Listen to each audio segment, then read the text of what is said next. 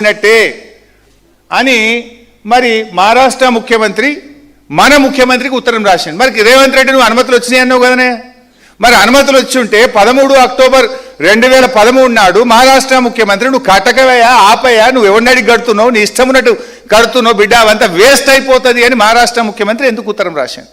నువ్వు రేవంత్ రెడ్డిని నువ్వు చెప్పిందే నిజమైతే అనుమతులు వచ్చి ఉంటే మహారాష్ట్ర ముఖ్యమంత్రి ఉత్తరం రాయడు కదా.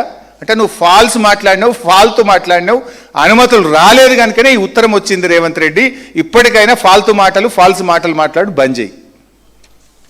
సో ఇప్పటికైనా నువ్వు అర్థం చేసుకోవాల్సింది, బీఆర్ఎస్ ప్రభుత్వం యూనిలాటరల్గా మార్చలేదు.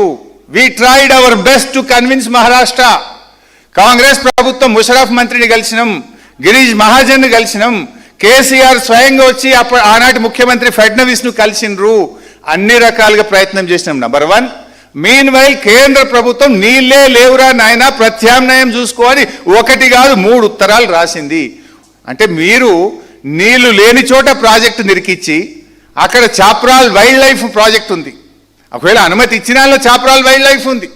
ఒకవైపు వైల్డ్ లైఫ్, ఒకవైపు మహారాష్ట్ర ఒప్పుకోదు, ఇంకొక వైపు నీళ్ళే లేవు అని central water commission, the authority of the country, ఎవరైతే నీళ్లు ఉన్నాయా లేదా తేల్చేది, the authority for this country is central water commission. The union minister Uma Bharati wrote a letter saying that there is no water, please look at alternate చూసుకోండి అని చెప్పిండ్రు. అయినా మేము మీలాగా కమిషన్ల కోసం, మొబిలైజేషన్ అడ్వాన్స్ల కోసం నీళ్లు లేని చోట ప్రాజెక్టులు కట్టాలనా? మహారాష్ట్ర ఒప్పుకోకపోయినా అడ్డమైన కాలువలు దవి మేము కమిషన్లు మీరు తీసుకున్నట్టు మేము మీలాగా తప్పుడు పనులు చేయాలా? మీరు తప్పు చేసి దొంగే దొంగ దొంగ అన్నట్టు ఉన్నది. ఏదో సిగ్గుందా జీడి గింజ అంటే నేను మొత్తం నల్లగానే ఉన్నా నాకేమవుతుంది అన్నదట, అట్టున్నది మీ ముచ్చట. నేను రేవంత్ రెడ్డిని అడుగుతున్నాను, నువ్వు అన్నావు కదా అగ్రిమెంట్ ఉందని, పెట్టు, దమ్ముంటే బయట పెట్టు. ఒకవేళ తమ్మిడిహట్టికి 152 మీటర్లకు మహారాష్ట్ర ఒప్పుకోనుంటే ఆ అగ్రిమెంట్ ఏదైనా ఉంటే బయట పెట్టు, ఐఎమ్ రెడీ టు రిజైన్. ఆ క్షమాపణ చెప్పు. అబద్ధాలు మాట్లాడిన తప్పైంది, రాజకీయాల కోసం అబద్ధాలు మాట్లాడినా తెలంగాణ ప్రజానీకానికి క్షమాపణ చెప్పు. ఇంకోటి అడుగుతున్నా, you can understand our sincerity. Congress వచ్చి 2.5 సంవత్సరాలు అయింది. వీళ్ళ మేనిఫెస్టోలో తమ్మిడిహట్టి కడతాము అన్నారు, తమ్మిడిహట్టి కడతాం పీక్తాము అన్నారు. మరి 2.5 సంవత్సరాలు మీకు అపాయింట్మెంట్ దొరకలేదా? ఆనాడు కాంగ్రెస్ గవర్నమెంట్ ఉంటే నెల లోపల పోయి కలిసిన నేను, కాంగ్రెస్ ఓడిపోయి బీజేపీ గెలిస్తే వచ్చిన గవర్నమెంట్ వచ్చిన 10 రోజులకే పోయి కలిసిన. స్వయంగా కేసీఆర్ ముఖ్యమంత్రి గారు 2 రోజులు మహారాష్ట్రలో ఉండి వెయిట్ చేసి, ముఖ్యమంత్రి ఎప్పుడు టైం ఇస్తే అప్పుడు నేను ఈయనే ఉంటా అని ఆడ కూర్చొని ఆయన టైం ఇచ్చినప్పుడు కలిసి బతిలాడి వచ్చిండు. 6 నెలల్లో కేసీఆర్ పోయిండు, మా ఇంజనీర్లు పోయిండు, నేనే 3-4 సార్లు పోయినా. మరి మీరు 2.5 సంవత్సరాలు పోయింది కూడా లేదు కదా. అంత డ్రామా మీ కంపెనీ. 2.5 ఏళ్లల్లో తమ్మిడిహట్టి కోసం మీరు కనీసం ఒక్కసారైనా మహారాష్ట్రకు పోయినరా? 2 సంవత్సరాల 7 నెలలు పూర్తయింది. That shows your commitment. మీ నిజాయితీ అది, మా నిజాయితీ ఇది. మేము నెలకే పోయినాం, గవర్నమెంట్ వచ్చిన కొత్త రాష్ట్రం సంసారం కుదరక ముందే పోయినాం నెల లోపల. మరి మీరు 2 సంవత్సరాల 7 నెలలు ఏం చేసిండ్రు? ఎందుకు పోలేదు? అంటే మీది మాటలు తప్ప, డ్రామాలు తప్ప యాక్షన్ లేదు, సిన్సియారిటీ లేదు, నిజాయితీ లేదు.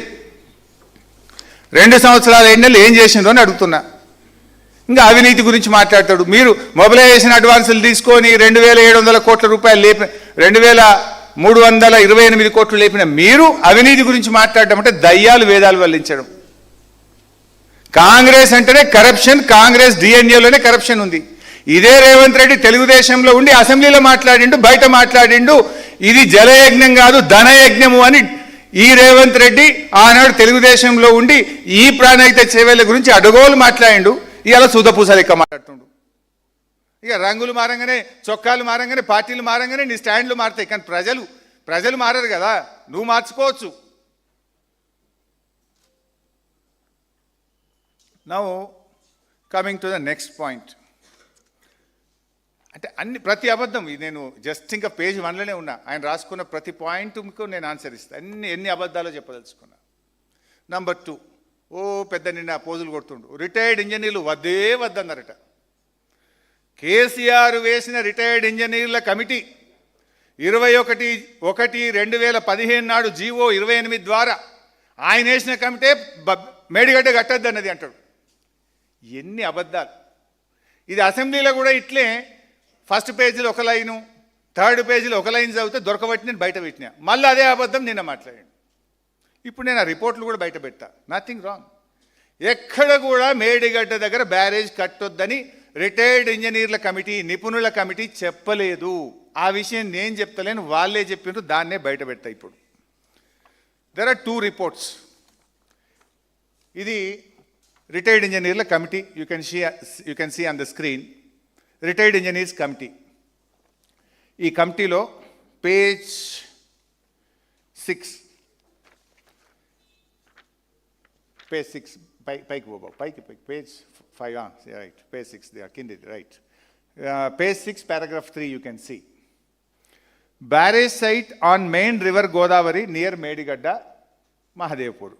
The Honorable CM has ordered the irrigation department to explore the possibility of constructing barrage on Godavari river near Medigadda to store about 5 TMC of water in river margin, and to examine whether 160 TMC water can be directly lifted, taken to Midmaner reservoir. You can see. Koncham kindi kan babu. This is the point. To examine whether 160 TMC of water can be directly lifted and taken to Midmaner reservoir. అంటే ఆ కమిటీకి ఇచ్చిన responsibility ఏంది? మేడిగడ్డ నుంచి 160 టీఎంసీల నీళ్లను నేరుగా మిడ్మానేర్ తీసుకుపోవచ్చా అనేటువంటి బాధ్యత మాకు ఇచ్చిండ్రు అని కమిటీ చెప్పింది. చెప్తూ కిందేమన్నది, the site of barrage was examined during the aerial survey and proposed site for construction of barrage is feasible in view of less width of Godavari river. As per topo study of the FRL of the barrage can be fixed at about 105 meters without submerging Patta lands in Maharashtra state. So, ఏమన్నది కమిటీకి ఇచ్చిన బాధ్యత ఏంది? గోదావరి నది మీద మేడిగడ్డ దగ్గర barrage కట్టొచ్చా, ఆ మేడిగడ్డ నుంచి మిడ్మానేరుకు నేరుగా డైరెక్ట్గా మిడ్మానేరుకు నీళ్లు తీసుకుపోవచ్చా? కమిటీ ఏమన్నది? ఎస్, మేడిగడ్డ దగ్గర కట్టొచ్చు అని చెప్తూ నేరుగా తీసుకుపోవచ్చా అనే దాని మీద సాధ్యం కాదు అని చెప్పింది. ఎందుకు అంటే మధ్యలో కోల్ మైన్స్ ఉన్నాయి, ఎన్టీపీసీ ఉన్నది, మీకు నేరుగా ఇది తీసుకుపోయే అవకాశం లేదు అని చెప్పింది. నిన్న రేవంత్ రెడ్డి ఏమంటాడు?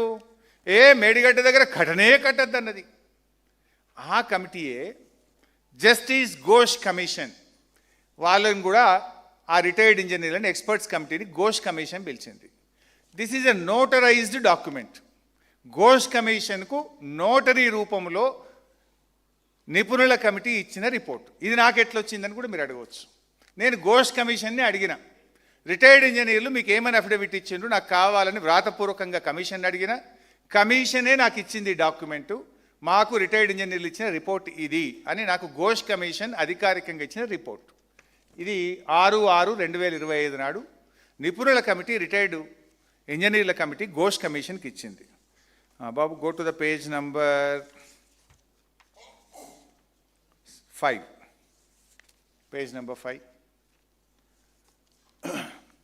ఏం చెప్పింది నిపుణుల కమిటీ? మీరు చెప్పిన ఇందాక ఫస్ట్ రిపోర్ట్ చూసినారు. Now this is the second report.